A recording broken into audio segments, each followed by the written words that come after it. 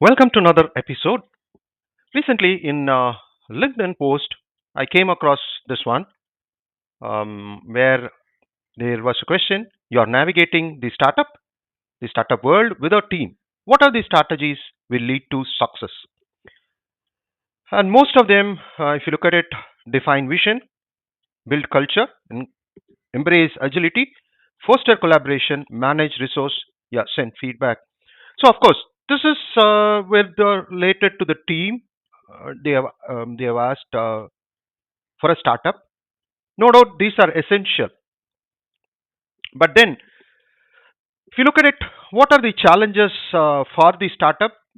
Yes, you need to have efficient team at appropriate times. But then a startup invariably starts very, very small, and then they got to scale up. And once they have a team, there is no longer, maybe they are not a startup, they are kind of a small or mid-sized company. Then they can probably take care of themselves, and yes, it will be a growth.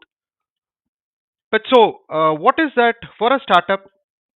Which will strategize or which will lead to success? That could be a probably question which could be which could make much more sense, rather than, yes, no doubt you need to have a team, but that team can always be small, maybe 5 people, 10 people, or even up to 50 people. That is a small startup.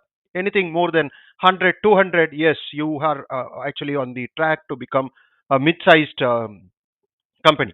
And all this, like define vision, and then it talks about building culture and agility, collaboration. Yes, collaboration is something like when you have 200 people, 500 people, 1000 people, 10,000 people, you are spread across geographies, there is culture difference.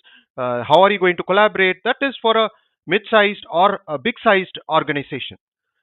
So, but for a startup, what is that which is much more essential? And as a matter of fact, I've been um, hearing on YouTube itself, a sponsored ad comes in where a person says, you need to delegate your work in a startup. You need to delegate work to your team members rather than you running it. If you're running it, then it is the business running it. You're not running the business. It's all fine, because the startup have to be prudent on the financial aspect. They may not have that much finance. They have to be prudent. First and foremost is the success of the product, and there should be market adoption as well. That is what is the focus. And then yes, you need to have a team. Team building comes at a later stage. But these one, I believe, the vision, building culture, embrace agility, foster collaboration as we go from a mid-sized company to a bigger corporate. Yes, these becomes a very critical. You could have a dedicated HR team which could do that. But for a startup, it's maybe 1 or 2% is going to be involved in HR. So ideally, what do you think should be a strategy for a success for a startup? So just think about it. And I gave my own response to it. If you look at it, this is my response. Here it is. For a startup, it's all about product adoption, reach in the market. The company as well as product, it could be product or products, are relatively unknown in a startup, particularly whether it is software as a service, cloud service product in IT sector. The world is a market. So in that case, the company and product are relatively unknown. So in that case, every effort should be there to develop a reliable product and adoption in the market. So you have to have a kind of a marketing strategy, whatever is your strategy, like you provide them some free usage for some time, so that instead of doing a kind of a marketing presentation, once they get adoptability and usage about the product, and once they see the benefit, naturally they are going to use it. So every effort should be on that. That is the point one, to develop the product and adoption in the market. Then the company is known. An example is, you take Amazon. What it was in 90s, nobody knows it. Nobody heard about Amazon in 90s. It is only in 2000 it was known as a bookseller company, and now they are in the cloud, and they are of course the cloud infrastructure. providers. They are well known because they are the first, and now it is well known. Um, Jeff Bezos has been the world richest as well once. Now, of course, he's overtaken. That's a different story altogether.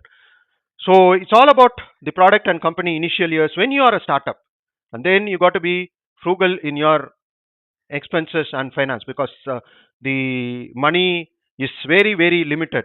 You cannot have some kind of a big bang operation.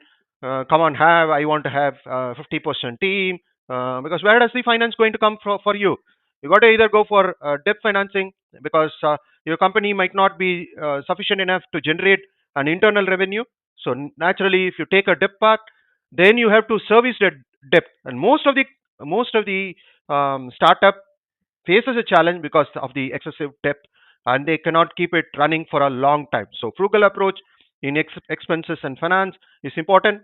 And then the next one is perseverance. For startup, it's just a marathon. It might take 1 year, might take 4 years, it could be 5 years. Yes, 5 to 7 or 10 years is the likely scenario on which you'll find more of a product adoption, and the company becomes well known. So having said that, my point is the startups are generally having small size team, maybe 10, 50, max of 100 member team, even 100 members team. It's going to be a huge expenses for a startup to keep it running.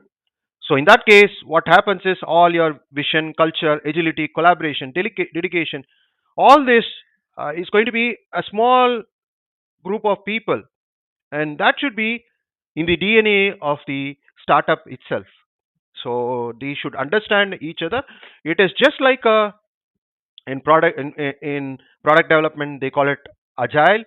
You don't might not have a separate project manager who will do it, those who are going to report it. It's the same team which has to work, I mean, wear different hats at different point of time, so that it's a single team, and that ensures success. So that way, yes, it should be in the DNA of the small team itself. Otherwise, all this will, I mean, the one that is the company and product relatively unknown, or tracking that frugal approach in expenses finance, and then perseverance will be cannot be tracked, or it will take a backseat. So it should be all this should be a part of the what do you say, culture, or it should be in the DNA of the startup. So that's my point, as well as the startup that should be the first priority. And once the startup grows, maybe whatever period of time, it's about 5 years time, 10 years time, it sees good traction, company becomes well known, and then you have a dedicated team which will ensure that because you have more and more consultant or resources, maybe hundreds or thousands, and then naturally you need to have all this: build vision, build culture, embrace agility, so that look out for competition, foster collaboration, because across geography you might start working. Then it's all this is all required. But initially, this is what is my view. Yes, if you have different, this is my view which I have given in the my post. So if you have different other thoughts, please do share in the comment section as well. Thank you, and do subscribe to my channel as well.